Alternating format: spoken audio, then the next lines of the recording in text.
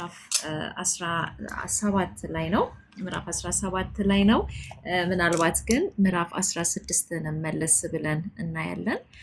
እንግዲህ የምንካፈለው የእግዚአብሔር ቃል ሐሳብ እኔ የሰጠሁት ርዕስ ኢየሱስን ስሙት ወይም የሚበልጠውን ስሙት የሚለው ነው። ሞር የሚበልጠውን ስሙት የሚለውን ርዕስ ብትይዙልኝ ደስ ይለኛል እና ሁላችሁም እንደምታውቁት ማቴዎስ ወንጌል ምዕራፍ 17 ቁጥር 1 ላይ ጌታ ኢየሱስ ክርስቶስ ከደቀ መዛሙርቶቹ ጋራ ወደ ተራራ የወጣበት ክፍል ነው። ወደ ተራራ ወጥቶ በተራራ ላይ ጌታ ኢየሱስ ክርስቶስ እና ያዕቆብን እና ዮሐንስን ይዞ የወጣበት ነው። እሱን የእግዚአብሔርን ቃል ሐሳብ እናነባለን። አብረንም በዛ ሐሳብ ላይ ነው የምናወራው። ከዛ በፊት ግን ምዕራፍ 16 ከቁጥር 13 ጀምሮ ያለውን የእግዚአብሔርን ሐሳብ እናያለን። እንግዲህ ማቴዎስ 17ን እዩት ብዬ ስላችሁ ማርቆስ 9ን ሉቃስ 9ንም አብሮ ማየት አንዱን ሐሳብ በተለያየ አገላለጥ ስለሚገልጸው ይጠቅማል እና በቀጥታ ምዕራፍ 17 ቁጥር 1 ላንብብና መለስ ብለን ደግሞ 16ን አይተን ነው የምንመለሰው ማለት ነው። በጌታ በኢየሱስ ክርስቶስ ስም አነባለሁ። በድጋሚ አሁን የመጣችሁ ሄሉዬ ሰላም ብያችኋለሁኝ። ያላየኋችሁ ያላገኘኋችሁ ሁላችሁም ኮመንትም ያልመለስኩላችሁ የጌታ ሰላም ይብዛላችሁ። ከ6 ቀንም በኋላ በጌታ በኢየሱስ ስም አነባለሁ።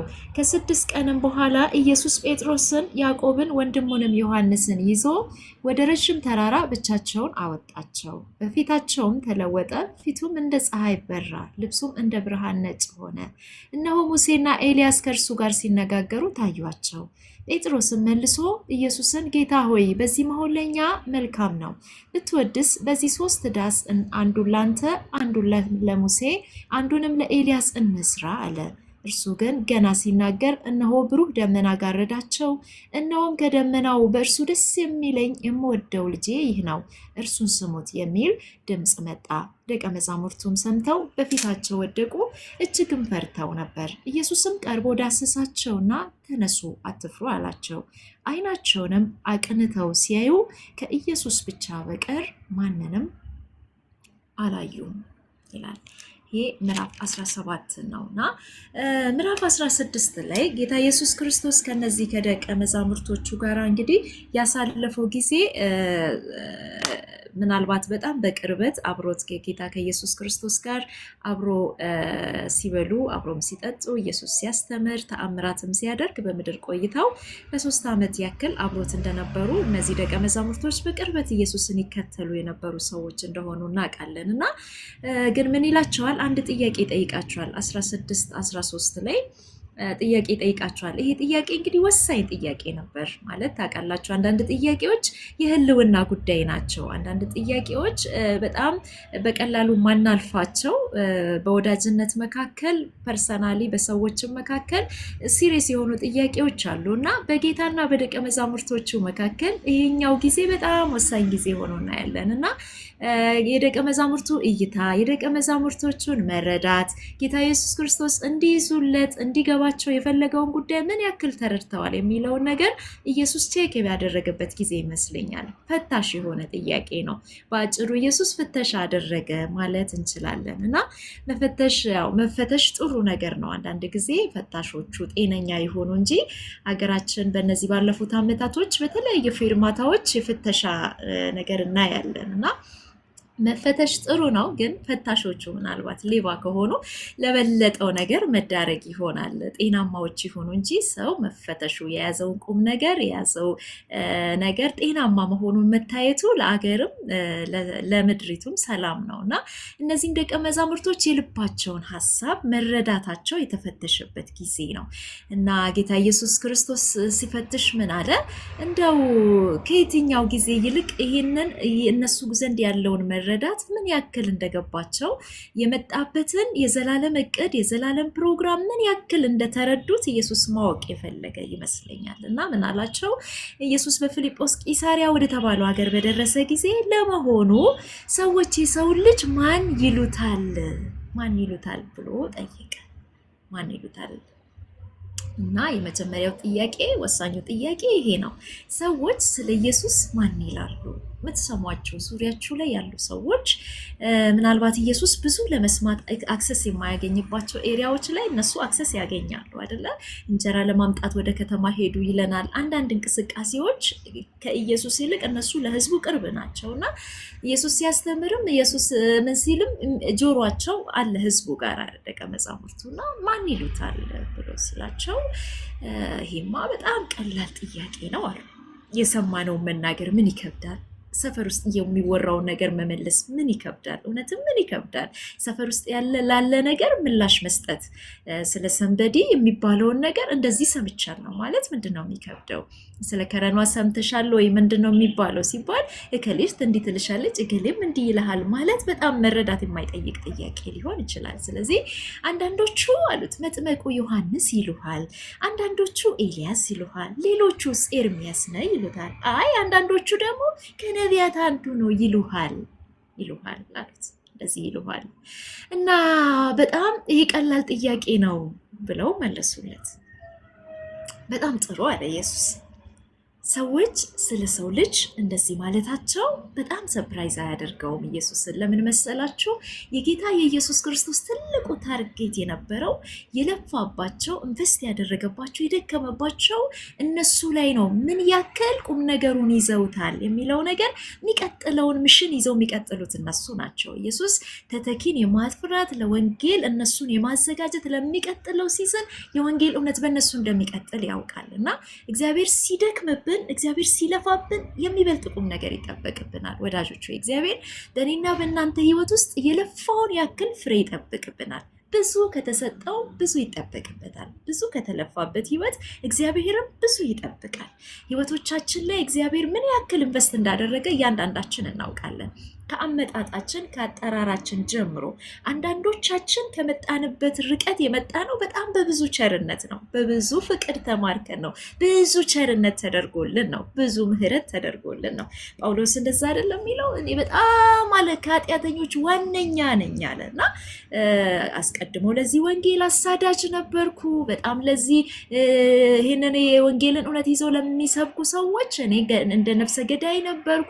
ብዙ የተደረገ የማደርግ የነበርኩ ሰው ነኝ ብሎ ይለንና ግን አለ የምህረቱ ትልቅነት እግዚአብሔር ምን ያክል መሐሪ ነው ሲባል ገብቷችኋል? አንዳንዶቻችን ህይወታችን ሪፈረንስ ነው።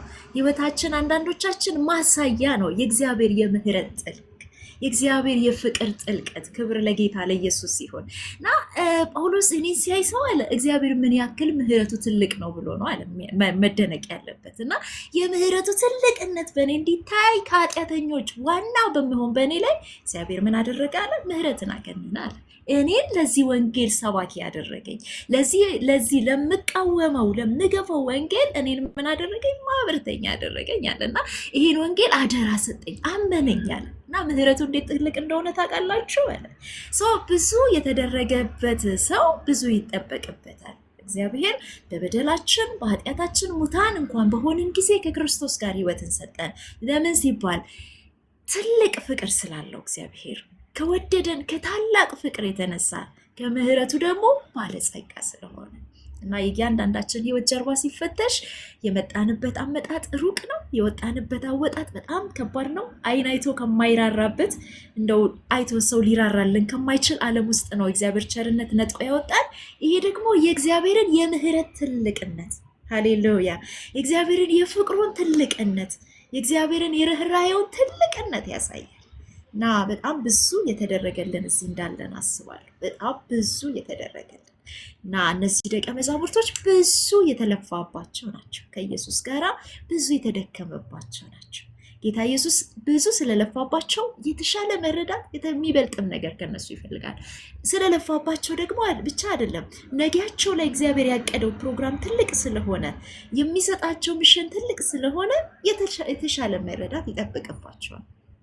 ስለዚህ መጥምቁ ዮሐንስ ይሉሃል። ኦኬ፣ ሰዎች ምን ይሉሃል? ኤልያስ ይሉሃል። በጣም ጥሩ። እናንተስ? በጣም ወሳኙ ጥያቄ ይሄ ነው። ይሄ ሰፈር ውስጥ ተሰምቶ የማይመለስ እነ ከሌ ስሉት ሰምቶ መልስ የማይሰጥበት ጥያቄ ኢየሱስ ጠየቀ። እናንተስ የሰው ልጅ ማን ትሉታላችሁ? ማን ትሉታላችሁ? ይሄ በጣም ጠንካራና ወሳኝ ጥያቄ ነው። ስለ ሰው ልጅ ምን ገብቷችኋል? ኢየሱስን ስትከተሉት ምን በርቶላችኋል? ማን ነው የሰው ልጅ ለእናንተ? በዚሁ አጋጣሚ ልጠይቃችሁ፣ ለእናንተ ኢየሱስ ማን ነው? ለራሳችሁ መልሱት። ኢየሱስ ለእናንተ ማን ነው? አያችሁ፣ ክርስትና በጣም ፐርሰናል ነው፣ ደግሞ መገለጥ ነው። የሚሸመደድ ነገር አይደለም፣ በማስ የሚመልስ ነገር አይደለም። እና ማን ትሉታላችሁ እናንተ የሰው ልጅ ሲሉት እንደ ቅድሙ በጣም ቀላል ጥያቄ አይደለም። ሰፈር ውስጥ ስለሰሙት ነገር ስለ እግዚአብሔር ማወቅና እግዚአብሔርን ማወቅ በጣም የተለያየ ነገር ነው። ስለ ኢየሱስ ሰዎች ምን ይላሉ ሲባል ከረኗ ኢየሱስ ፍቅር ነው ትላለች፣ ሄሉ ኢየሱስ መሐሪ ነው ትላለች፣ ነፂ ኢየሱስ እንደዚህ ነው ትላለች፣ ፓስተር ደግሞ ኢየሱስ እንደዛ ነው ይላል። እንደዚህ ይሉ ማለት እንደማለት አስቡት። እናንተ ግን ማን ትሉታላችሁ? ለእናንተ ኢየሱስ ሲበራላችሁ ሲገለጥላችሁ ማን ነው? ኢየሱስ በእናንተ ህይወት፣ በእናንተ ቤት፣ በእናንተ አንደበት ማን ነው? እና እናንተ የሰው ልጅ ምን ትሉታላችሁ ብሎ ጠየቃቸው። ምናልባት ኢየሱስ ያበላል ይሉ ይሆን? ኢየሱስ ያጠጣል ይሉ ይሆን? ኢየሱስ እንጀራ ያበዛል ይሉ ይሆን? ምን ሊሉት እንደሚችሉ አስቡ። እዚህ መገለጥ ላይ እዚህ የክርስቶስ ኢየሱስን ማንነት መግለጥ ላይ በጣም ትልቅ ሁልጊዜ ልንረሳው የማይገባው የመንፈስ ቅዱስን አስተዋጽኦ ነው። ልንረሳው የማይገባው እና ስምዖን ጴጥሮስ እንደምታውቁት ፈጣኝ ነው። ምን አለ? አንተማ የሕያው የእግዚአብሔር ልጅ ነህ አለው። የሕያው የእግዚአብሔር ልጅ ነህ። ዋው!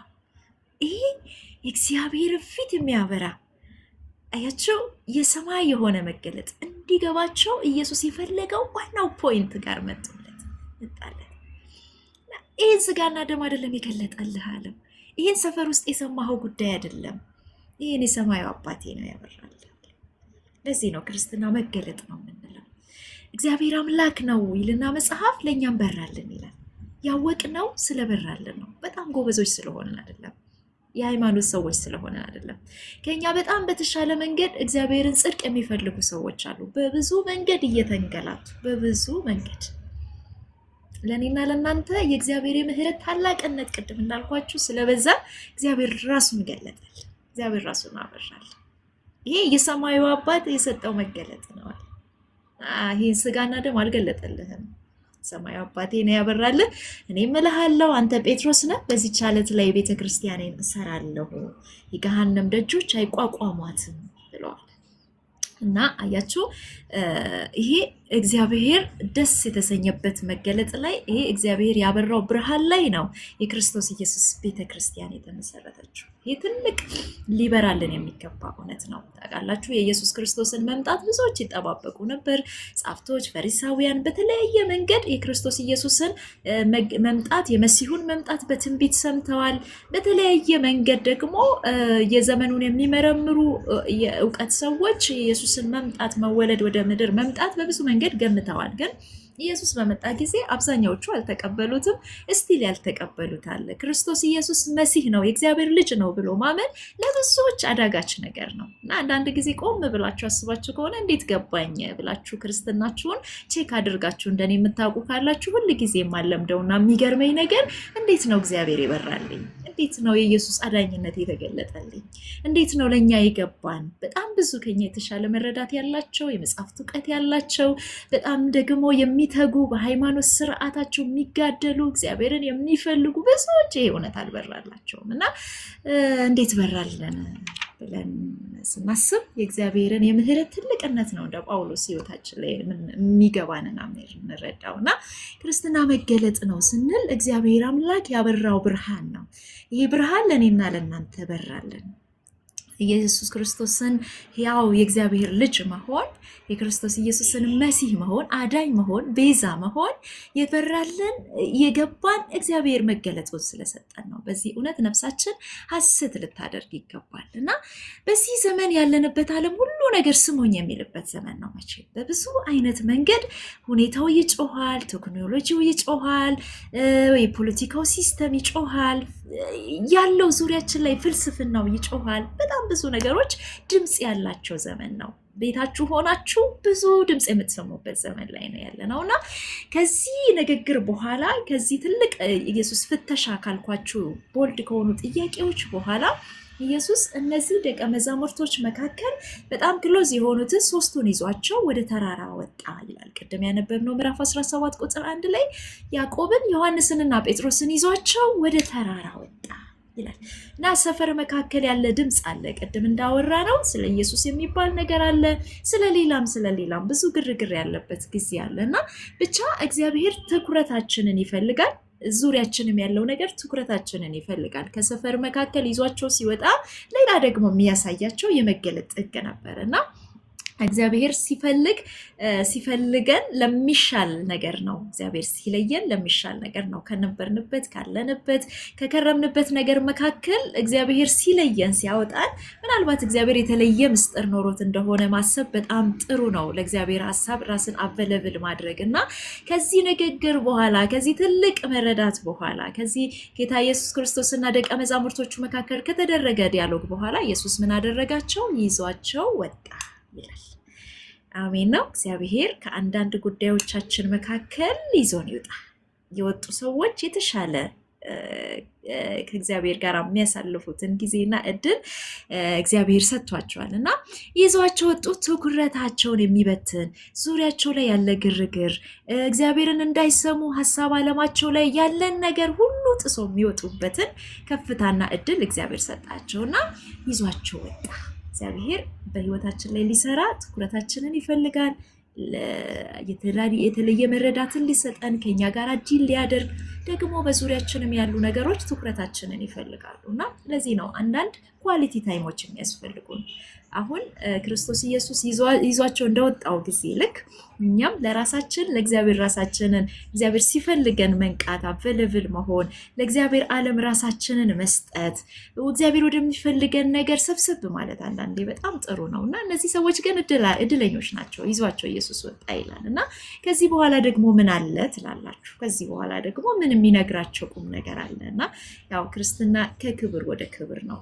ይሄ የመጣንበት የመንግስት ስርዓት ከመረዳት ወደ መረዳት ከአንዱ ጥግ ሌላኛውን ጥግ የምንረዳበት በብርሃኑ ብርሃን የምናይበት በተጠጋን ቁጥር ደግሞ የሚበራለን በተጠጋን ቁጥር ደግሞ እግዚአብሔርን ዓለም የምንረዳበት በተጠጋን ቁጥር ደግሞ ማንለምደውና ማንሰለቸው ክብር ያለበት ዓለም ነውና ይዟቸው ወጣ።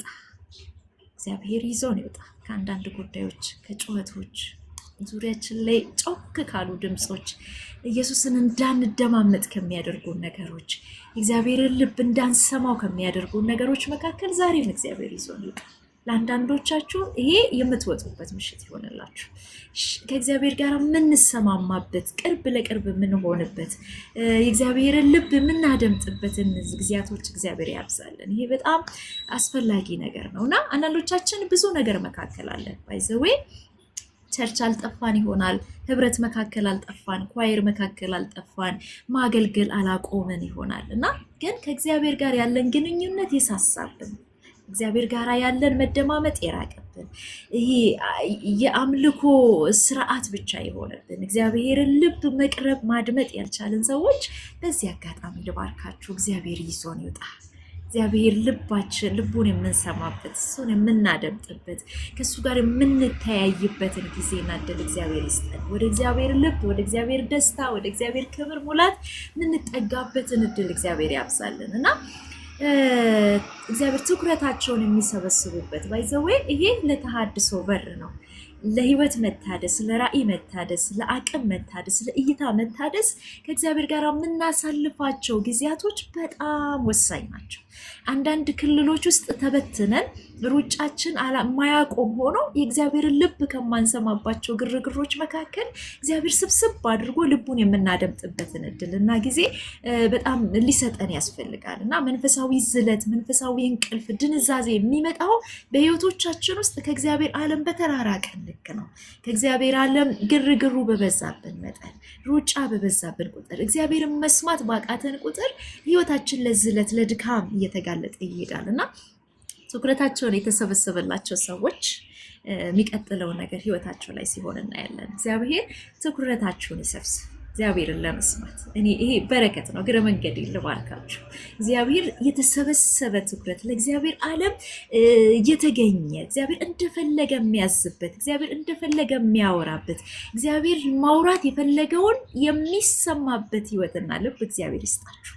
ከእግዚአብሔር ፊት ያልሸሸ አያችሁ፣ አንዳንዶቻችን ሰው ፊት አለን። ቅድም እንዳልኳችሁ የሆነ ህብረት ውስጥ አለን፣ የሆኑ ስቴጆች ላይ አለን፣ ግን እግዚአብሔር ፊት የለንም እና እግዚአብሔር ፊት የምንገኝበት፣ ልቡን የምንሰማበት፣ ፊቱን የምናይበት ይሄ ክርስትና የሽምደዳ ጉዳይ አይደለም። ትናንትናዎቻችን ላይ እንደሮጥ ነው ዛሬም ደግመን የምንሮጠው ህይወት አይደለም። ክርስትና ሁልጊዜ መገለጥ ነው። ሁልጊዜ ከእግዚአብሔር ጋር በአዲስ የምንተያይበት ነው። ቢኮዝ እግዚአብሔር የማይለመድ አምላክ ስለሆነ፣ እግዚአብሔር የማንሸመድደው አምላክ ስለሆነ፣ ጠጋ ባልን ቁጥር የሚበራልን፣ በተጠጋን ቁጥር የሚደምቅብን ህይወት ስለሆነ ጌታና እግዚአብሔር ስብስብ አድርጓችሁ፣ ሳብ አድርጓችሁ ልቡን ያውራችሁ። እዚህ ነው ሳበን ካንተ ኋላ እንሮጣለን ይላል ማለት። የንጉስ ውበት የሚገለጠው መጠጋጋት ውስጥ ነው። የንጉስ ድምፅ የሚሰማው መጠጋጋት ውስጥ ነው። የእግዚአብሔር የልብ ጩኸት የሚደመጠው መጠጋጋት ውስጥ ነው። መቅረብ የእግዚአብሔርን ልብ ያሰማል። መቅረብ የእግዚአብሔር ወዳጅ ያደርጋል። መቅረብ የእግዚአብሔርን የተሰወረ ነገር እንድናደምጥ ያደርገናል እና እነዚህ ሰዎች ካሉበት ሰፈር መካከል ይዟቸው ወጣና ከደቀ መዛሙርቶቹ መካከል ኢቨን የሱ ከሆኑት መካከል ለይቷቸው ነው የወጣው። ስለወጡ አንዱ እራሳቸውን ለእግዚአብሔር ሐሳብ የሚያስገዙበት፣ ያላዩትን የኢየሱስን ፊትና ክብር የሚያዩበት፣ እግዚአብሔርን ልብ ደግሞ የሚያደምጡበት ተራራ ላይ ይዟቸው ወጣ። መቼም አሁን ተራራ ስንል አንድ ጊዜ እዚህ ቤት አንስተን አውርተናል አስታውሳለሁ። እና ተራራ ብዬ ስላችሁ የሆነ ከፍ ያለ ቦታ እንደማታስቡ በጣም እርግጠኛ ነኝ። ተራራችን ለእኛ ለእግዚአብሔር የምንሰጠው ከእግዚአብሔር ጋር የምንደማመጥበት ቦታችን ነው። እሱ ነው ተራራችን። እግዚአብሔር ለእኛ እኛም ለሱ የምንገኝበት መሰዊያችን የትም ሊሆን ይችላል። ለእግዚአብሔር የምንለየው ጊዜ ከእግዚአብሔር ጋር በየትኛውም ጊዜያችን ውስጥ እግዚአብሔር አለ። እንቅስቃሴዎቻችን መካከል፣ በስራ ቦታዎቻችን መካከል፣ ሩጫዎቻችን መካከል እግዚአብሔር አለ። እግዚአብሔር አማኑኤል ነው። አዲስ ኪዳን ነው አይደል ያለንበት ዘመን። ግን እግዚአብሔርን ተለይቶ ደግሞ መስማት አለ። ራስን ለእግዚአብሔር እውነት የምናስገዛበት ልዩ ደግሞ ኳሊቲ ታይሞች ከእግዚአብሔር ጋር ማሳለፍ በጣም አስፈላጊ ነው እና እነዚህ ሰዎች ከኢየሱስ ጋር ነበሩ እስካሁን ብያቸዋለሁ። ኢቨን ኢየሱስ ሲበላም ሲጠጣም ተአምራትም ሲያደርግ ሲያስተምርም አብሮት ነበር። አሁን ግን የተለየ ጊዜ ኢየሱስ ከነሱ ጋር ማሳለፍ ፈለገ። የተለየ ጊዜ ከነሱ ጋር ስፔንት ማድረግ ፈለገ። ስለዚህ ይዟቸው ወጣ። ለእግዚአብሔር ሐሳብ የሚገኙበት፣ ለእግዚአብሔር የሚሸነፉበት፣ ከእግዚአብሔር ጋር የሚመጣውን የሩቅ ዘመን ዲል የሚያደርጉበትን እድል ሰጣቸውና ወደ ማቴዎስ 17 ነው አሁን እያመጣኋችሁ ያለሁት እና ኢየሱስ እነዚህን ሐዋርያት ከዚህ ሰፈር ብዙ ድምፅ ካለበት፣ ግርግሩ ካለበት፣ ኢየሱስን ፍለጋ ለፈውስም ለእንጀራም የሚመጡ ብዙ ህዝቦች ባሉበት ለመብላት እንኳን ጊዜ ያጡ ነበር ይላል አይደል? ጌታና ደቀ መዛሙርቱ ሲያሳልፉ ብዙ ሰው ይከባቸው ነበር። ኢየሱስን ፍለጋ ብዙ ህዝብ ይመጣ ነበር እና ከዚህ ሰፈር ነው ኢየሱስ ይዟቸው የወጣው እና ዛሬ እንግዲህ ኢየሱስ ይዞን ይወጣ። ይሄንን ሳልባርካችሁ አላልፍም። ከሰፈር መካከል ከኢየሱስ ጋር የምንወጣበት ጊዜ ይሁን። ከኢየሱስ ጋር ለማሳለፍ ልብና እድል የምናገኝበት ጊዜ ይሁንልን። ወደዛ ተራራ ይዟቸው ወጣ ይለንና ለኢንጆይመንት አይደለም፣ ለቫኬሽን አይደለም፣ ተፈጥሮ ለማድነቅ አይደለም የወጡት ሰዎቹ እና ከኢየሱስ ጋር ወጥተን ምን መጣ፣ ምን ተገለጠልን፣ ምን አየን ብሎ መተው የሚናገሩት፣ የሚያወሩት፣ የሚያበስሩት ነገር እንዲኖራቸው አድርጎ ነው ኢየሱስ ይዟቸው የወጣው። ስለዚህ በራሱ ዝም ብሎ ከኢየሱስ ጋር መዋል ባይዘው በጣም ጥሩ ነገር ነው አይደል? ሌላ ቦታ ከመዋል ምንም የተለየ ነገር ባይፈጠር ከኢየሱስ ጋር መዋል ባይተሰልፍ የተባረከ ነገር ነው። ከኢየሱስ ጋር ማሳለፍ በራሱ ክብር ነው። ከኢየሱስ ጋር መታየት፣ ከኢየሱስ ጋር መቆየት ባይተሰልፍ የራሱ የሆነ ክብር ነው። ምንም ሌላ ነገር ባይጨመር ማለት ነው። ግን አሁን ኢየሱስ ይዟቸው የወጣው ከሱ ጋር መዋል፣ ከኢየሱስ ጋር መዋል ከሌላ ጋር ባይነጻጸር እንኳን ለተለየ መገለጥ ነው ይዟቸው የወጣው። የተለየ ጊዜ ከነሱ ጋር ማሳለፍ ፈልጎ ለተለየ ቁም ነገር ነው ይዟቸው የወጣው እና ይዟቸው ሲወጣ ባለበት ሁኔታ፣ በዚህ ሁኔታ ኢየሱስን ባለመዱት ሁኔታ የፊቱ መልክ ተቀየረባቸው ይላል፣ አንጸባረቀ ይላል እና ኦኬ ኢየሱስ ሲፈውስ ያውቃሉ፣ ኢየሱስ ሲያስተምር ያውቃሉ፣ ኢየሱስ ሲናገር ያውቃሉ። ከኢየሱስ ጋር ተጠግተው ኢየሱስ ህዝቡ ሲያስተምር ከነበረበት በተለየ ሁኔታ ምሳሌዎችን፣ ትርጉሞችን ይሰጣቸዋል፣ ያብራራላቸዋል። ከኢየሱስ ጋር የተለየ ጊዜ አሳልፈው ያውቃሉ። አሁን ግን በዚህ ክብር ኢየሱስን አያውቁትም። የፊቱ መልክ አንጸባረቀባቸው እና ኦኬ በዚህ ሁኔታ ደግሞ ኢየሱስን ማወቅ አለ። ከለመድ ነው አብረነው ከቆየ ነው ጊዜ ደግሞ ሌላ የክብር አለ። ሁልጊዜ ሌላ ክብር አለ። በጣም ልናውቅ የሚገባው ሁልጊዜ ያልደረስንበት ጥግ አለ። ከእውቀትም ከፍለን ከክብርም ከፍለን ነው ያየነው እና የማንሰለች የምንሆነው ሁልጊዜ የተለየ ክብር እንዳለ ስናስብ ነው። ያልደረስንበት ጥግ እንዳለ ስናውቅ እና እግዚአብሔር ሁልጊዜ ያስጠጋችሁ፣ በተጠጋችሁ ቁጥር በማታውቁት መልክ እግዚአብሔር ይገለጥላችኋል፣ ይገለጥልናል። ባልተለማመድ ነው መልክ እግዚአብሔር ይገለጥልናል። ስለዚህ በተለየ ሁኔታ ሊገለጥላቸው ፈለገ። እግዚአብሔር ድምፅ፣ የእግዚአብሔር አብ ድምፅ የሚሰማበት ተራራ፣ የእግዚአብሔር የሆነ ቦልድ የሆነ ድምፅ፣ የእግዚአብሔር የሆነ ጩኸት የሚደመጥበት ተራራ ላይ ነው ኢየሱስ ይዟቸው የወጣውና አንዳንድ መለየቶች የእግዚአብሔርን ልብ እንድናደምጥ ያደርጉናል። ምን መሰላችሁ? ተራራው ላይ ወጥተው ልክ ቦታው ላይ ይዟቸው ሲወጣ በጣም ኢየሱስን በተለየ ክብር ማየት በጣም ደስ የሚል ነገር ነው። ኢየሱስ አንጸባረቀ የፊቱ መልክ። ኦኬ እዛ ጋር ጨረስን ብሎ ሮጠው ቢመለሱ፣ ኢየሱስ በራልን ብሎ ሮጠው ቢመለሱ ምናልባት የሚቀጥለው ምዕራፍ አያዩትም እና ከእግዚአብሔር ጋር እስቲ ማድረግ የጀመርነውን መንፈሳዊ ልምምድ የጀመርነውን እግዚአብሔር ከኛ ጋር የጀመረውን ቁም ነገር ቆይቶ ማስጨረስ በጣም አስፈላጊ እንደሆነ ከክፍሉ እንረዳለን። እግዚአብሔር ወዴት ነው እየወሰደን ያለው? አንዳንድ ጊዜ የተጀመሩ ነገሮች፣ ሪቫይቫሎች፣ ቤተክርስቲያን መካከል እግዚአብሔር የሚያመጣቸው መንፈሳዊ እንቅስቃሴዎች አቅጣጫ ይስታሉ። ማለት የእግዚአብሔር ልቡ አይገባንም፣ የእግዚአብሔር ፕሮግራሙ አይገባንም እና አንዳንድ ጊዜ ወድቆ በመነሳት አንዳንድ ጊዜ የሆኑ ነገሮች በመሆን ውስጥ ብቻ የምንተዋቸው ነገሮች አሉ። ይኸውላችሁ እግዚአብሔር መጣ ስንል፣ መንፈስ ቅዱስ በተለየ ሁኔታ ጉባኤያችንን ጎበኘ ስንል፣ በተለየ መልክ እግዚአብሔር በህዝቡ መካከል አለፈ ስንል የእግዚአብሔር ልቡ ምንድን ነው ብሎ ማድመጥ ያስፈልጋል። መንፈስ ቅዱስ በጉባኤ መካከል በኃይል መጣና እንደዚህ ሆነ ስንል ኦኬ መንፈስ ቅዱስ እኛን ልሳን አናግሮ የመሄድ እቅድ የለውም። ከመጣ ምን ልለን ነው የመጣው? የእግዚአብሔር ልቡ ምንድን ነው? ከዛ ነገር ጀርባ ያለው የእግዚአብሔር እቅድና ፕሮግራም ምንድን ነው የሚል የነቃ መንፈስ ያስፈልገናል። እና አንዳንዴ ሪቫይቫሎቻችን ብዙ የተከለበሱብን ነገሮች አሉ። ቁም ነገሩ ጋር ሳንደርስ ሜዳው ላይ የቀረንባቸው ነገሮች አሉ። እግዚአብሔር ሊያወራን የፈለገውን ተጠግተን ሳንሰማ እየተመለስንባቸው፣ በቃ ተገለጠልን፣ ኢየሱስ እኮ የፊቱ መልክ ሲያበራ አየ ነው ብለው ሮጠው ከተራራው ቢወርዱ ኔክስት ያለውን እግዚአብሔር ድምፅ አይሰሙትም ነበር። ተራራው ላይ የመጣው ክብር፣ የፊቱ የኢየሱስ ክርስቶስ መልክ ማንጸባረቅ እግዚአብሔር እየመራቸው ላለው ወደሚፈልገው የልቡ ሐሳብ እየመራቸው ላለው ነገር ልባቸው እየተዘጋጀ ያለበትን ነገር እግዚአብሔር እየከፈተ እንጂ ገና የእግዚአብሔርን ልብ ገና አልሰሙትም እና ተራራው ላይ የፊቱ መልክ ተቀየረባቸው። ከዛስ የሚቀጥል ነገር አለው። ህይወታችሁ ላይ የጀመረ ነገር ካለ በዚህ አጋጣሚ ልንገራችሁ። ጸሎቶቻችሁ ላይ፣ መሰዊያችሁ ላይ የጀመረ ነገር ካለ፣ ያላችሁ ህብረት መካከል የጀመረ ነገር ካለ እየተጠጋችሁት ሂዱ። የእግዚአብሔር ልብ ምንድን ነው? የእግዚአብሔር ፕሮግራም ምንድን ነው? የእግዚአብሔር ዋና ዓላማው ምንድን ነው? የእግዚአብሔር ፕሮግራሙ ምንድን ነው? እግዚአብሔር ሊለን የፈለገው ነገር ምንድን ነው ወደሚለው ነገር መጠጋት ያስፈልጋል እና ጌታ ኢየሱስ ክርስቶስ የፊቱ መልክ አበራ፣ ተለወጠ። ኦኬ ከዛ ደግሞ ኤልያስ እና ሙሴ ተገልጠው ሲነጋገሩ አዩ። ኦኬ ኢየሱስን ከኤልያስ ጋር ከሙሴ ጋር አየነው። ይሄ ደግሞ ሌላኛው ነገር ነው። እሺ የትኛው ነው ደግሞ እግዚአብሔር ፕሮግራም? ይሄኛው ይሆን? እሺ ሙሴም ኤልያስም በዚህ ካሉ ለእኛ በዚህ መሆን እንደው በጣም ጥሩ ነው አለ ጴጥሮስ። ይሄ ደግሞ የሚያስደንቅ ነገር ነው። ስለዚህ ለኤልያስ የሚሆን ለሙሴም የሚሆን ድንኳን እንስራ። ጥሩ መረዳት ላይ ነው አይመስላችሁም? ለመሰላችሁ ጥሩ መረዳት ያልኳችሁ እራሱን አላስታወስም ጴጥሮስ። ለእኔ ለያዕቆብ ለዮሐንስ ምናምንም ድንኳን ያስፈልገናል ከሚል እሳቤ ቢያንስ ወጥቷል። ቢያንስ የራሱን ነገር ከማሯሯጥ ከራሱ ቢዝነስ ዓለም የወጣ ሰው ነው አይመስላችሁም? ብዙዎቻችን እዚህኛው ነገር ላይ መድረስ እንኳን በጣም አስፈላጊ ነው።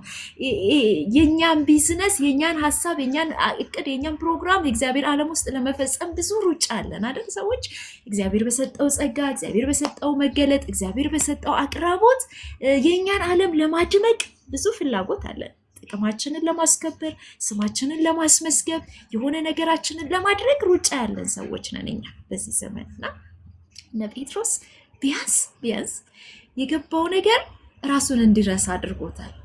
ለእነሱ የሚሆን ቦታ አልነበረውም። ለኤልያስ ለሙሴና ለኢየሱስ ድንኳን ከሰራን ይበቃል። ለእኛ በዚህ መሆን ብቻ መልካም ነው። ይሄኛውን ክብር ብቻ ማየት መልካም ነው እና እችኛው መረዳት ባይተሰልፍ ጥሩ ናት ማለት እንዳልኳችሁ ነው። መንፈሳዊ ነገር እየተጠጋን በሄድን ቁጥር የሚበራልን ዓለም ነው። ራሳችንን የምንክድበት እግዚአብሔር በእኛ ህይወት የሚደምቅበት ዓለም ነው። የቱን ያክል ነው መንፈሳዊነት ካላችሁ፣ መንፈሳዊነት ለእግዚአብሔር የተሸነፍንበት ልክ ነው፣ የተነካንበት ልክ ነው፣ ለኢየሱስ ሰሚት መሆን በቻልንበት ልክ ነው። ጴጥሮስ አሁን ባለበት መረዳት ምን አለ ስትሉት በጣም ደስ የሚለው አለ። ለእኔ ምንም ባይደረግ ጴጥሮስ ለኤልያስ፣ ለሙሴ፣ ለኢየሱስ ድንኳን ከሰራን በቂ ነው አለ። ለእኛ በዚህ መሆን መልካም ነው። ግን ይህም የመረዳት ጥግ አይደለም። የእግዚአብሔር ፕሮግራም ከዚህ ያልፋል። ለዚህ ነው ቆዩ ያልኳችሁ። እየበራላችሁ ያለ ነገር አለ። ቆዩ አብራችሁ ከእግዚአብሔር ጋር ጸሎታችሁ ላይ ቦታችሁ ላይ እግዚአብሔርን ቃል ስታነቡ የሚበራላችሁ ነገር አለ። ጀስት እዛ ውስጥ ሜዲቴት አድርጉ። እግዚአብሔር የሚበልጥ የክብር መረዳት ያመጣል። የእግዚአብሔር ልብ ከእግዚአብሔር ጋር በመቆየት ውስጥ ነው የሚብራራው። የእግዚአብሔር የልቡ ሀሳብ የሚበራለን ከመንፈስ ቅዱስ ጋር በቆየን ቁጥር ነው እና ተራራው ላይ መቆየት ነበረባቸው። እኛ ብንሆንስ አሁን ሙሴን አየን፣ ኤልያስን አየን፣ ግርግሩ፣ ሩጫው ለአገልግሎት ለምናምን ለምስክር ለመሆን አይደለ እንደምንሮጠው አይደለ ወይ ወዳጆቹ? የተሳሳትኩኝ እኔ ቦን እሮጣለሁ። አየው በራልኝ ኢየሱስ የእግዚአብሔር ዓላማ ግን ኤልያስን ማሳየት አይደለም። የእግዚአብሔር ፕሮግራም ግን ሙሴን ማሳየት አይደለም። ጉዳዩ ምን መሰላችሁ? ሙሴም ኤልያስም የመጡት የእግዚአብሔር ልጅ ኢየሱስን ለማክበር ነው። ሕግም ነቢያትም የመሰከሩለት ይላል አይደል መጽሐፍ። ሙሴ ሕጉን፣ ኤልያስ ደግሞ ነቢያትን ወክሎ ነው። በዘመን ፍጻሜ ላለን ለእኛ ግን የባህሪው ምሳሌ በሆነ ገብቷችኋል? የክብሩ መንጸባረቅ በሆነ የእግዚአብሔር አልቲሜት ክብሩ ማንነቱ የተገለጠው በልጁ በኢየሱስ ነው። በሱ ለእኛ ተናገረን ይላል። እግዚአብሔር የቱን ያክል ነው የተገለጠልን ካላችሁ፣ በልጁ በኢየሱስ ክርስቶስ የክብር ጥግ ነው የተገለጠልን። እግዚአብሔርን ማንም ያየው የለም፣ በእቅፉ ያለው አንድ ልጁ ግን ተረከው ይላል መጽሐፍ። የፍቅሩ ጥግ የት ነው ስትሉት ልጁን እስከ መስጠት ነው። እግዚአብሔር ራሱን ያሳየበት ልክ ነው። ኢየሱስ ክብሩን የገለጠበት ልክ ነው እና በብዙ አይነት መንገድ እግዚአብሔር ከጥንት ጀምሮ ለአባቶቻችን በራእይ፣ በህልም፣ በነቢያት በብዙ መንገድ ተናግሯል። አሁን የሰማይ ፕሮግራም ኢየሱስን ማክበር ነው። ኢየሱስን ማክበር በፊታችን በእያንዳንዳችን ፊት ደምቆ እንዲታይ እግዚአብሔር የሚፈልገው ልጁ ኢየሱስን ነው። ልጁ ኢየሱስን ከኢየሱስ ጎን ሌላ ጉዳይ እንዲኖርብን እግዚአብሔር አይፈልግም። ሶሪ ቅዱሳን።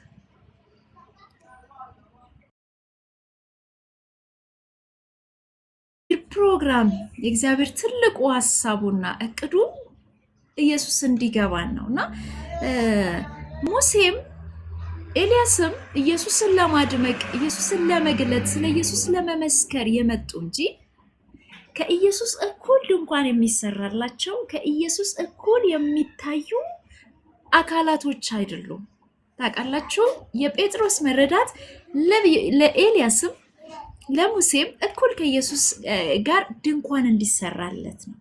ኢየሱስ ግን የእግዚአብሔር ፕሮግራም የእግዚአብሔር ድምፅ የአብ ፈቃድ ቦታው ላይ ስታዩ የእግዚአብሔር አልቲሜት ጎሉና ፕሮግራሙ የነበረው ልጁ ኢየሱስ እንደሚበልጥ ለነሱ ማሳየት ነው።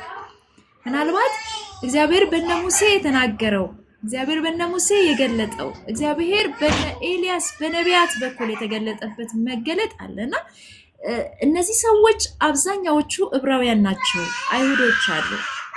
ኢየሱስን የሚያውቁበት ልክ እግዚአብሔርን የሚረዱበት የእግዚአብሔርን መንግስት ሐሳብ የሚረዱበት ልክ አላቸው።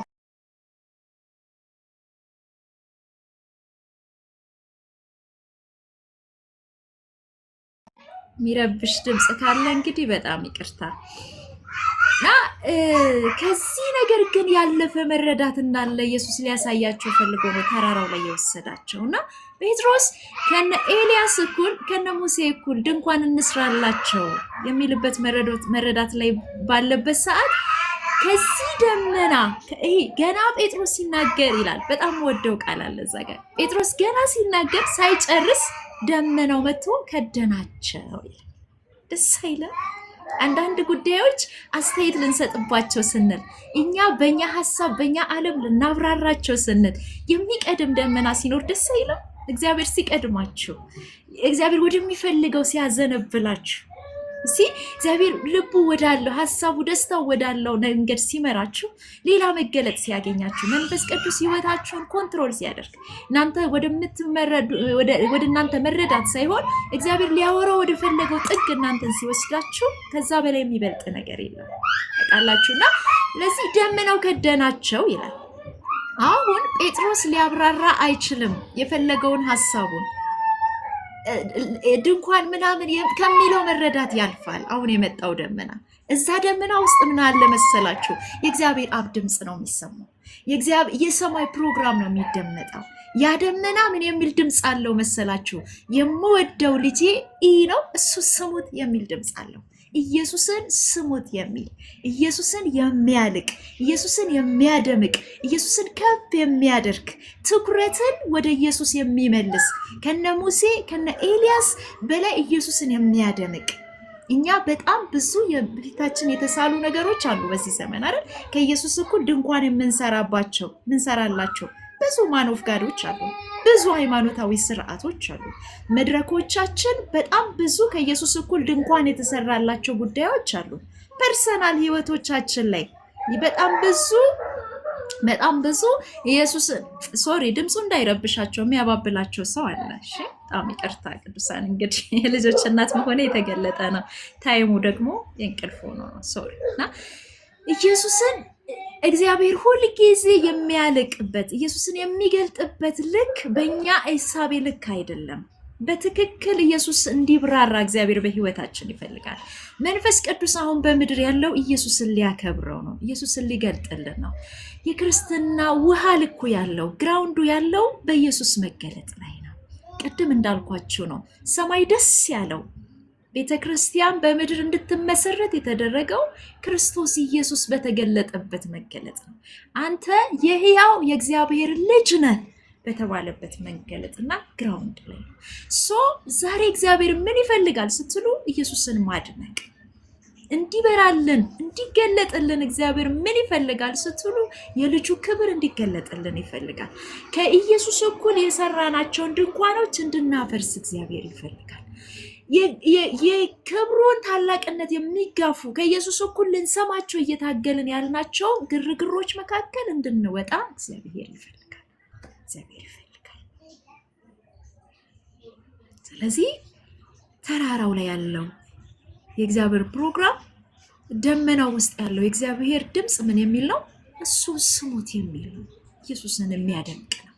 የአብ ፈቃድ የሚገለጥበት የእግዚአብሔር ድምፅ የሚሰማበት ሰው እንደፈለገ የማያወራበት ይሄ መነካት አያስፈልገንም አይመስላችሁም? እግዚአብሔር በዚህ ልክ ሊነካን ያስፈልጋል። አንዳንዴ ቤተክርስቲያን የሰዎች አስተሳሰብ መገለጫ ክርስትናችን እኔም ፓስተርም ሰንበዲም የፈለገውን ነገር የሚያወራበት ዓለም አይደለም። እኛ ቤት እውነት አንጻራዊ አይደለም። እኛ ቤት እውነት የእግዚአብሔር ቃል ነው። እውነት የእግዚአብሔር ድምፅ ነው። እውነት የእግዚአብሔር ፈቃድ ነው። ይሄ ያለንበት መንግስት የእግዚአብሔር አብ ፈቃድ የሚከናወንበት ነው። የልጁ የኢየሱስ ክርስቶስ ታላቅነት፣ ክብሩ፣ ግርማው የሚሳልበት ነው። ጳውሎስ ለዚህ ነው ለገላትያ ሰዎች እናንተ እኮ ጤነኞች ነበራችሁ አላቸው። ክርስቶስ ኢየሱስ እንደተሰቀለ ሆኖ በፊታችሁ ተስሎ ነበረ። በወንጌል እውነት የሰጠኋችሁ ምስጢር ክርስቶስ ኢየሱስን ነው። ሌላ ጉዳይ እንዲሳልባችሁ አልፈቀድኩም። በሌላ ጥበብ በሌላ መገለጥ ወደ እናንተ አልመጣሁም። ኢየሱስን ነው የነገርኳችሁ። እነዚህ ክርስቶስ ኢየሱስ በፊታችሁ እንደተሰቀለ ሆኖ ኢየሱስ የሚታያችሁ ሰዓት ላይ ለእውነት ለመታዘዝ አቅም ነበራችሁ አላቸው። ለእውነት ትታዘዙ ነበረ። ለእኔ ደግሞ በጣም በተለየ ፍቅር ታገለግሉኝ ትሰሙኝ ነበረ። ግን ለእውነት እንዳትታዘዙ ማናዚም አደረገባችሁ አላቸው። ገብቷችኋል? የመጣው ትምህርት በኢየሱስ ላይ ግርዛትን ጨምሩ፣ በኢየሱስ ላይ እንትን ጨምሩ የሚለው ነገር ኢየሱስን ወስዶባቸው እና ሌላ አዚም ውስጥ ገብተው ጠበቁት። ክርስቶስ ኢየሱስን አደብዝዞባቸው መልኩን አጥፍቶባቸው ጠበቁት። እግዚአብሔር ዛሬ ያ መልክ እንዲደምቅብን ይፈልጋል።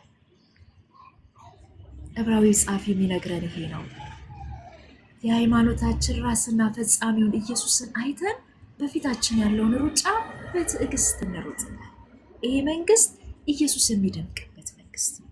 ኢየሱስን እያየን የምንሮጥበት መንግስት ነው። የሆነ ከጎን የዳበልናቸው ነገሮችን ሁሉ የምናራግፍበት መንግስት ነው። ከኢየሱስ እኩል ልክ ጴጥሮስ እንዳለው ድንኳን እንስራለት ምንላቸውን እንትናም ይቆይልኝ እንትንም ይሁንልኝ የምንላቸውን ነገሮች የምናራግፍበት የሚበልጠውን ምንሰማበት መንግስት ነው። የምወደው ልጄ እሱ ነው። የኔ ሀሳብ የኔ ልብ ምን እንደሆነ ታውቃላችሁ? ጴጥሮስ ኢየሱስን ስሙት። እሱ የህይወት ቃል ነው። እሱ የህይወት እንጀራ ነው። እሱ ለሚሰሙት ሁሉ ህይወት ነው። እሱ የእግዚአብሔር እውነት ነው። ሃሌሉያ! ክብር ለኢየሱስ ይሁን። የበዛ ደመና ውስጥ ባይዘዌ ወድቀዋል። ያዩት ክብር ከነሱ አቅም በላይ ነበር። ወደቁ ይላል አይደል? እኔ መውደቅን የሚቃወም ሰው አይደለሁም ልላችሁ ፈልጌ፣ ግን አላማው እንድንወድቅ አይደለም። አላማው ከመውደቅ በኋላ ይዘን የተነሳነው ቁም ነገር ምንድን ነው? እግዚአብሔር ፕሮግራም ከመውደቃችን ጀርባ ሊሰጠን የፈለገውን ቁም ነገር መስማት መቀበል ያስፈልጋል። ጴጥሮስ ወድቀው ሲነሱ ይላል ከኢየሱስ ብቻ በቀር ማንንም አላየሁም። እንዴት ወደው መሰላችሁ? ይሄን ቃል ቀደም የሚታያቸው ነገር ነበረ። እነ ሙሴ እነ ኤልያስ ምናምን እየታዩቸው ነበረ። አሁን ሲነሱ ያዩት ኢየሱስን ነው። ኢየሱስ ከሱ ብቻ በቀር ማንንም አላየሁም። እግዚአብሔር በዚህ ክብር ይንቃል። ኢየሱስን ብቻ አይተን ወደምንሮጥበት፣ እግዚአብሔርን እያደመቅን ወደምንሮጥበት፣ የእግዚአብሔርን ልብ እያደመጥን ወደምንሮጥበት፣ የሰማይ ፈቃድ ወደሚሰማበት ደመና እግዚአብሔር ይክተታል። ይህ ደመና ያገኛል። የእግዚአብሔር ልብ የሚሰማበት፣ የእግዚአብሔር ደስታ የሚፈጸምበት። እዚህ ደመና ውስጥ ስንሆን ነው የእግዚአብሔርን ልብ የምናገለግለው። እዚህ ደመና ውስጥ ስንሆን ነው የእግዚአብሔርን ደስታ የምናገለግለው። አለበለዚያ እኔም ሀሳብ አለኝ፣ እኔም ፕሮግራም አለኝ፣ እኔም እቅድ አለኝ፣ የኔም አስተያየት እሰጣለሁ፣ ሌላውም ይሰጣል። ቤተክርስቲያን ትርምሷ የሚወጣው በዚህ ጉዳይ።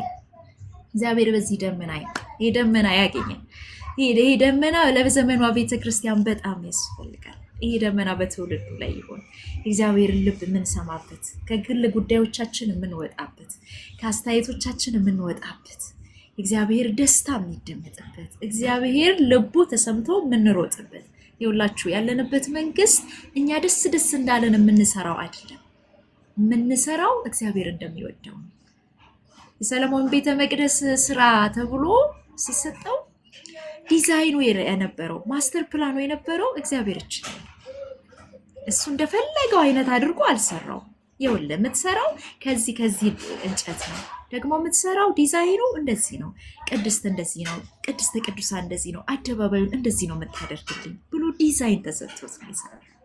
ታውቃላችሁ ለምን ጉዳይ እንደሚሰራ የስራው ባለቤት እግዚአብሔር ነው። አሁን ያለንበት መንግስት የሆነ ጥግ ላይ ቆመን የምናጨበጭብበት አይደለም። ታዛቢም አጃቢም ለመሆን እዚህ መንግስት ውስጥ አልተጠራንም። እዚህ መንግስት ውስጥ ያለው ሰራተኛ ነው። እግዚአብሔር የጠራን ለሚበልጥ ቁም ነገር ነው። ለዚህ ነው የመጥራቱ ተስፋ ምን እንደሆነ እንዲገባችሁ ነው መጸልይላችሁ የሚላቸው ጳውሎስ ለኤፌሶን ሰዎች። የተጠራንበት መንግስት ቁም ነገር ሊገባን ያስፈልጋል። ቁም ነገር በተሳተበት ዓለም ውስጥ ግርግር እየፈጠረን እንዳንኖር ልንነቃ ያስፈልጋል። እየሆነን ያለነው ምንድን ነው? እየተደረገ ያለው ምንድን ነው? የእግዚአብሔር ደስታው ምንድን ነው? ልቡ ምንድን ነው? የጸሎት ሰዎች ከመባላችን ጀርባ ያለው በጣም የአምልኮ ሰዎች ከመሆናችን ያለፈ ነገር ቤተክርስቲያን ስርዓቶችን ከማድረግ አለመጓደላችን እንዳለ ሆኖ እየሆነን ባለነው ጉዳይ ውስጥ የእግዚአብሔር ፕሮግራም ምንድን ነው? የእግዚአብሔር ደስታው ምንድን ነው? ይሄ ደመና ውስጥ የገቡ ሰዎች፣ የተነካኩ ሰዎች ለእግዚአብሔር ዓለም በጣም ክፍት ናቸው፣ በጣም ክፍት ናቸው እና ተጠግቶ መስማት ያስፈልጋል እላችሁ ፈልጌ ነው። ተለይቶ መውጣት በጣም አስፈላጊ ነው። እግዚአብሔር ልብ ጠጋ ብለን ማድመጥ ይሆንልን። ደመና ውስጥ ዘልቀን መስማት ይሆንልን። ከእግዚአብሔር ጋር ቆይተን መማር ይሆንልን።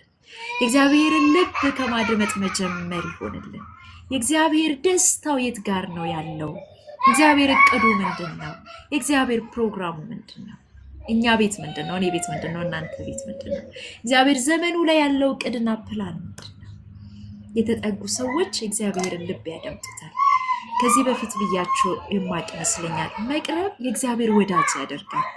መቅረብ የእግዚአብሔር ቤተሰብ ያደርጋል። መቅረብ ከእግዚአብሔር ጋር ልብ ለልብ እንድንደማመጥ ያደርገናል። ትዝ ይላችኋል ጌታ ኢየሱስ ክርስቶስ በመቅደስ ውስጥ ያስተምር ነበር ይላል እና እየሰሙት እየተማሩ እያሉ ጌታ ኢየሱስ ክርስቶስን ፈልገው እናቱና ወንድሞቹ መጡ ይላል። ኢየሱስ ደግሞ ሲያስተምር በምሳሌ ነው፣ ይቆያል ይመስለኛል እና ደጅ ላይ ቆሞ ኢየሱስን ይጠብቁታል። አይመጣም እንዴ? አይጨርስም እንዴ? አይወጣም እንዴ? በሚል ማለት ነው። ፈልገው የመጡት ኢየሱስን ነው። ምን ፈልጋችሁ መጣችሁ ቢባሉ ሌላ ሜንሽን የሚያደርጉት ነገር የለም። ፈልገው የመጡት ኢየሱስን ነው፣ ግን ደጅ ላይ ቆመዋል። ይሄ የመጣንበት መንግስት ከሩቅ ነው የመጣ ነው። እኔና እናንተ መተን ደጅ ላይ ቆመን ምንድነው እየሆነ ያለው ምንልበት ግን አይደለም። እነሱ ወንድሞች ናቸው። ኢየሱስ ኢግኖር አድርጎ አይመስለኝም። እናትና ወንድሞች በውጭ ይጠብቁሃል ስሉት እናቴና ወንድሞቼ እነማን ናቸው አለ ኢየሱስ። የእግዚአብሔር ፈቃድ የሚያደርጉ የእግዚአብሔርን ልብ እያደመጡ ያሉ የእግዚአብሔር መንግስት ምስጢር እየተማሩ ያሉ እነዚህ ናቸው። እናቴና ወንድሞቼ እነዚህ ናቸው። ገብቷቸዋል። እየገቡ የተጠግተው የሚሰሙት ናቸው የእግዚአብሔር ወዳጆች። ኢግኖር እያደረገ አይደለም ኢየሱስ። ግን ደስታው ሲናገር፣ ልቡ ሲናገር የሚሰሙት ናቸው ደስ የሚያሰኙት፣ የሚማሩ ናቸው ደስ የሚያሰኙት፣ አብሮት ገብተው የሚያደምጡት ናቸው ደስ የሚያሰኙት። እና እኔና እናንተ ደግሞ ጥግ ማለት አያምርብንም። የመጣ ነው ከሩቅ ነው። በጣም መለኮት ቸርነት ተደርጎልን ነው የእግዚአብሔርን ዓለም የተቀላቀል ነው። ክርስቶስ እግዚአብሔር ልጁን ነው የከፈለው እኔና እናንተን ከሩቅ ለማቅረብ። ከተስፋው ቃል የራቃችሁ ከእግዚአብሔር የራቃችሁ ያለ ክርስቶስ የነበራችሁ ይላል አይደል? የቀረብነው በተሰዋው በልጁ ደም ነው። የተሰዋው ልጅ ነው ያቀረበን። እግዚአብሔር ቁጣው የበረደው እኔና እናንተን የተቀበለን የልጁን የኢየሱስ ክርስቶስን ደም ሲያይ ነው የረካው። ልጁን ቀጥቶት ነው ለእኛ በደል የሚያስፈልገውን ዋጋ ከፍሎ ነው እግዚአብሔር የተቀበለን ያቀረበን። አሁን መተን ደጅ የምንል ምንቀልድ ምንታዘብ ሰዎች እንዳልሆን ግብት ብለን ነው እንጂ መስማት፣ ተጠግተን ነው እንጂ መስማት፣ ኢየሱስ ስር ጠግት ብለን ነው እንጂ መስማት። ወዳጆች ሆይ አንጠጋ፣ የሚበልጠውን እንስማ። እግዚአብሔርን ደስታ እናድምጥ። ወደ ደመናው ውስጥ እንግባ። የእግዚአብሔር ምስጢር ይበራልናል። ሰማይ ያወራናል። ልቡ ይገለጣል። ፈቃዱ ይብራራል። ከግርግሩ መካከል እንውጣ። ከግፊያው መካከል እንውጣ። ከተለያዩ ሞቲቮች መካከል እንውጣ። የእግዚአብሔር ደስታ በእኛ ቤት ይደመጥ። የእግዚአብሔር ልብ እኛ ቤት ላይ ይሰማ። የፈቃዱ ምስጢር ይገለጥልን። እግዚአብሔርን እናድምጠው ወዳጆች። ዛሬ ማውራችሁ እየተናገርኩ ያለሁት በጣም ብዙ ነገር አይደለም፣ አንድ ነገር ነው። የሚበልጠውን እንስማ። ኢየሱስን እንስማ። እግዚአብሔርን አብ ፈቃድ እንስማ። መንፈስ ቅዱስን እንስማ። ተለይተን ከሆኑ ግርግሮች መካከል እንውጣ። ጆሮ እንስጠው። ትኩረታችንን ያገኝ እግዚአብሔር። ከሆነ ዓለማችን መካከል ወጥተን እንስማው። እግዚአብሔር ተጠግተን እንስማው። የእግዚአብሔር ፈቃድ፣ የእግዚአብሔር ልብ፣ የእግዚአብሔር አጀንዳ በህይወታችን ኢየሱስን ማክበር፣ በምድር ያለነው በእኛ ሁኔታ ልጁን ኢየሱስን ሊገልጠው ሊያብራራ ሕዝቅኤል ላይ ትዝ ይላችኋል አይደል? የውሃው ፍሰት የሚለካ ነው እና ቁርጭምጭሚት ድረስ ነካ ተደርጎ የሚኖር ሰው አለ። እንደፈለገ ይራመዳል። ጉልበቱ ድረስ የተነካው ደግሞ የጠለቀው ደግሞ ትንሽዬ ገታ የሚያደርገው ነገር አለ።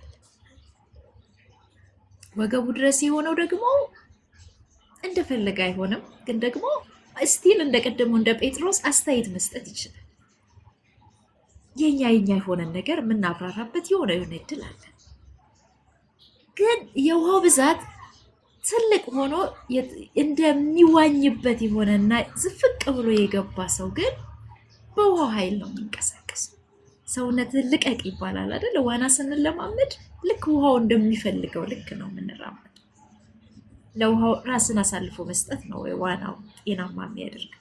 ያለዛ ለአደጋ እንጋለጣለን። እግዚአብሔር ዓለም ውስጥ ስምጥ ብሎ መግባት ያስፈልጋል። ራስን ለእግዚአብሔር ደስታ ማስገዛት ያስፈልጋል። ህይወታችን በዚህ ልክ ሊነካ ይገባል። ለእግዚአብሔር ልብ፣ ለእግዚአብሔር ደስታ፣ ለእግዚአብሔር አጀንዳ እንኖር ካስፈለገ የህይወታችንን ጥግ እግዚአብሔር ሊነካው ያስፈልጋል።